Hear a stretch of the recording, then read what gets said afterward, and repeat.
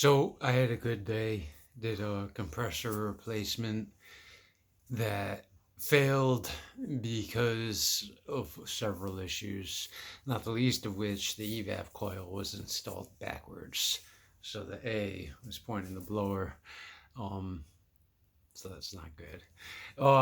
So I took care of everything. I resolved the underlying issue that caused the compressor to fail.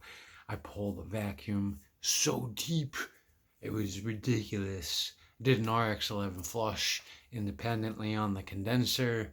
Blew out the condenser coil with RX-11, then blew out the suction line. It did perfect. I did just a phenomenal job for these people. It was a Dunkin' Donuts location, and I kind of have a crush on one of the girls that work there. She wasn't there today, but I wanted to make sure that everybody was comfortable. So that was that. Tomorrow I have to see the shrink. Now she's a government servant, but she's not like an oath taker. So it's a gray area. I'm not going to abuse her verbally because she didn't take an oath to defend and uphold the Constitution. I don't consider her in violation, but I don't have a tremendous respect for Western psychologists in general. I feel like they intentionally capitalize on inappropriate media.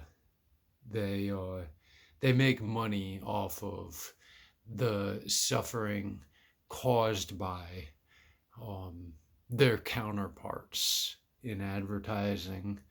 And I feel like that combination of the agitator and then the soother for profit is not ethical medicine.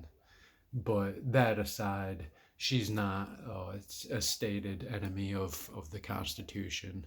She isn't attempting to take over the sovereignty of the American people one by one or collectively. She's just ignorant as to the damage she's doing, and she's likely profiting for so long that she's justified her career as somewhat ethical. You know, passing out Prozac to teenagers is a doctor to some people. You know, even though they never cured anyone of anything. So yeah, the topic of today's video is what's worse, calling someone the N-word or calling someone crazy. It's my position that calling someone crazy is 10 times worse than calling someone the N-word. And my reason is simple. When you call someone crazy, what you're really doing is you're saying to them, you don't deserve equal rights. You're saying it like a coward because you're scared that they might punch you or in some way retaliate. But when you say to someone, you're crazy, what you're really saying with your heart's intention is you don't deserve equal rights despite due process or any legal standard for taking away your rights.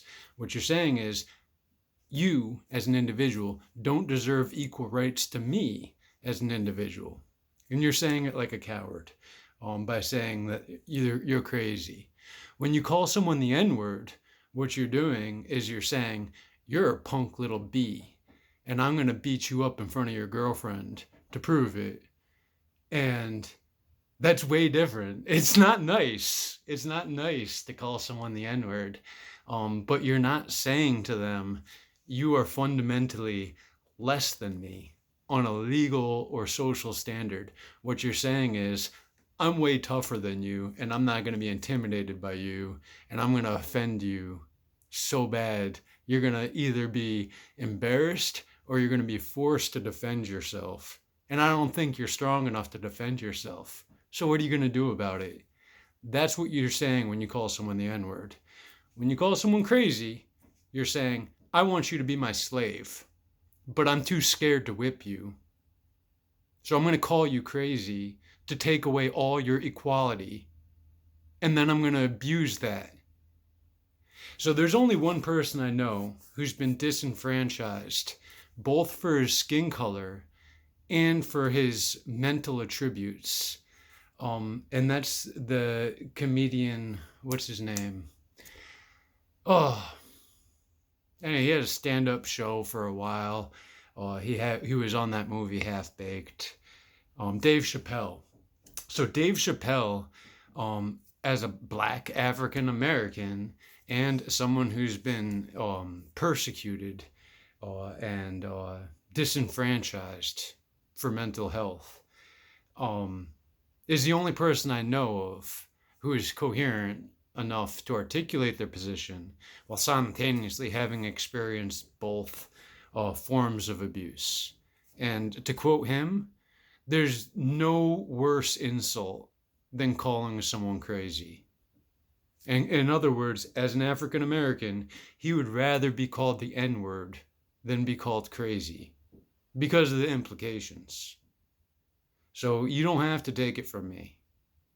There is no greater insult to a human being in America than calling that person crazy.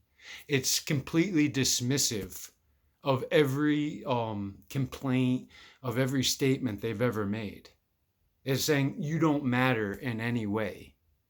Your rights don't matter, your words don't matter, your feelings don't matter. That's what you're saying when you call someone crazy. When you call someone the N-word, you're saying, I'll fight you. I'll fight you. When you call someone crazy, you're saying, I want you to be my slave. So tell me which one is worse.